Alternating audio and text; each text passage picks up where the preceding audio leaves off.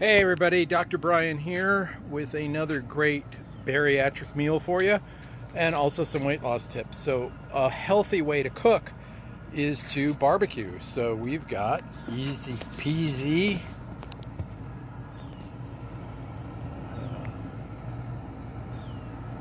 poor camera work by the director, me, and on the Traeger grill. So we got 100% beef hot dogs. We've got 2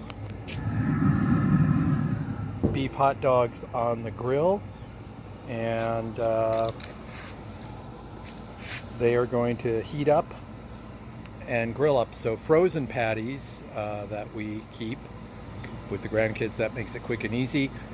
Heat the Traeger grill up to 375 or 400 and 10 minutes on a side. Then I put the hot dogs on and toast the bun real quickly on the grill.